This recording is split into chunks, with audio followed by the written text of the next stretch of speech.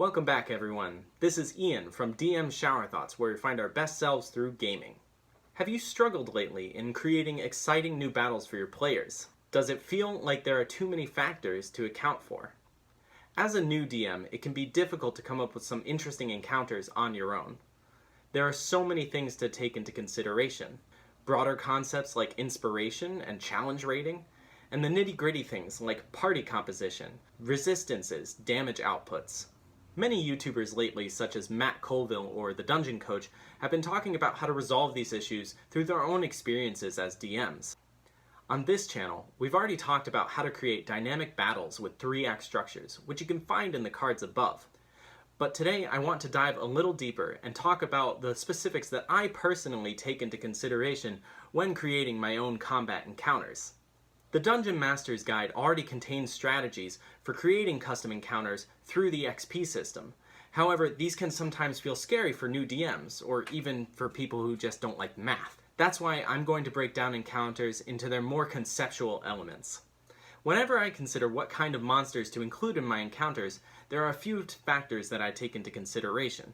The first thing I want to talk about is inspiration. There are a multitude of monsters in the monster manual to choose from. However, as a new DM, it can be easy to limit yourself to these options alone.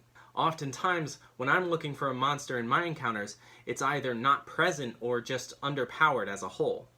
That's when I turn to the open-source 5e SRD, which you can find in the description below. Looking for more undead options, or just want to see what other people have submitted? This can be a really great place to find some inspiration for your own encounters. It should be noted, however, that many of these monsters will require tinkering to find the right level of challenge for your party. I've seen monsters that use damage types that don't even exist in 5th edition, like spiritual damage, for example. Usually, I replace this with something like necrotic or radiant damage, but perhaps you'll find something else that you could use.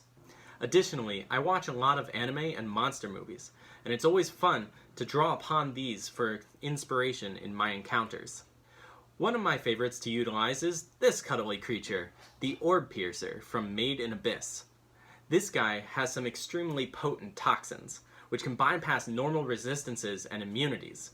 Combine that with its heightened awareness and insane movement speed, and it'll definitely be a challenge for any party to take on. There's nothing more fun than bringing these creatures to life in 5th edition and combining it with the 3-act structure to create some really epic battle scenes. The next thing I take into consideration is what the party itself looks like. I want to provide them with a challenge, but not go overboard and TPK them ultimately. Like others have pointed out, the challenge rating system is highly flawed.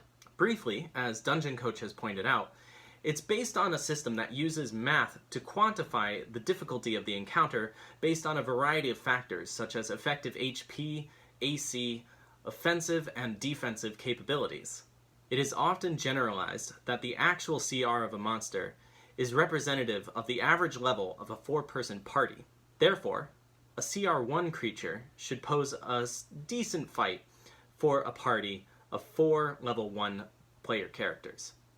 So why does it feel that most of the time the encounter is either too easy or too hard compared to the CR?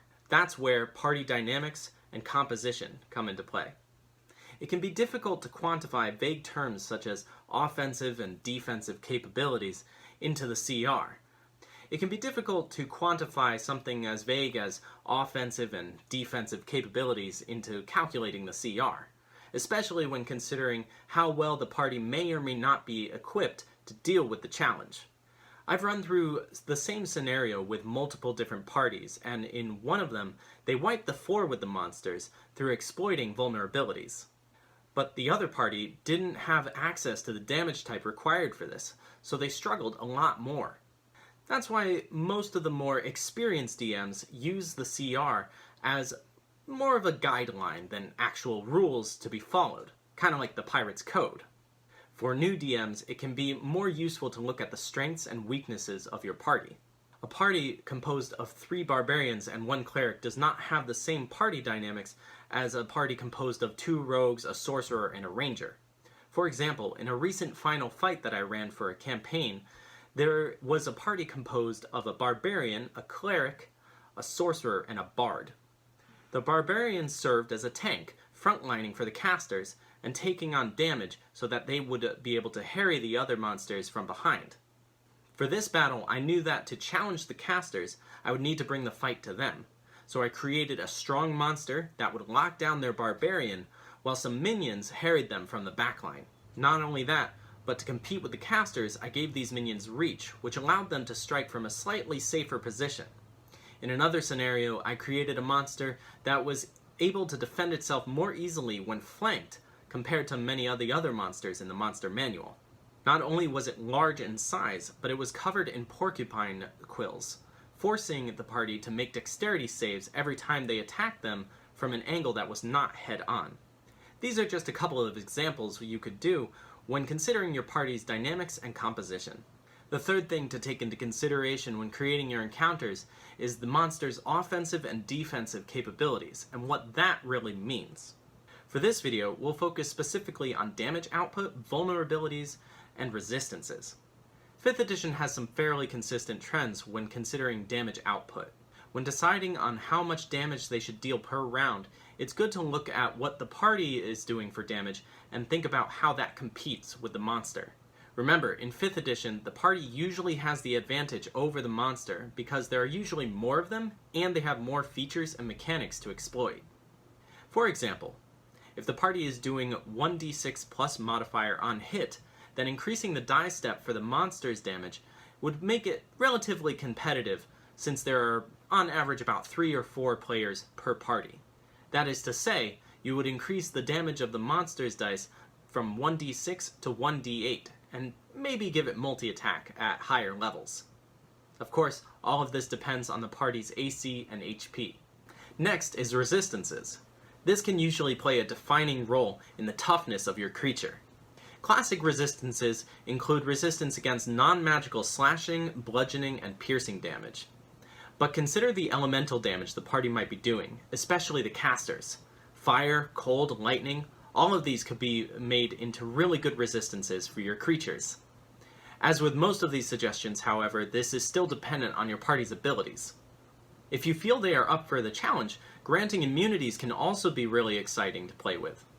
It is also worth mentioning that humanoid encounters can also become more exciting when you allow them to have access to feats as mentioned in the player's handbook, or maybe even some player class feats. In one memorable encounter, one of my parties was facing off against a monster with high DPR and mobility, which I had granted to it by the use of the feats Mage Slayer and Sentinel. It was able to block off almost all of their movement and disrupt the concentration on some of their more powerful spells. On our podcast, we've talked at length about how more exciting and interesting it is when monsters' vulnerabilities are tied to their strengths. This means that there may be some thematic tie-in when creatures are vulnerable to some damage types and resistant to others. Perhaps you've created some elemental from the plane of fire, and they are inherently vulnerable to cold damage, but resistant to fire damage. That's an easy enough example, but what's interesting is that as the DM you could also argue that maybe they're so powerful that they are both immune to fire and resistant to cold. After all, when water mixes with fire, if the fire is hot enough, the water will turn into steam.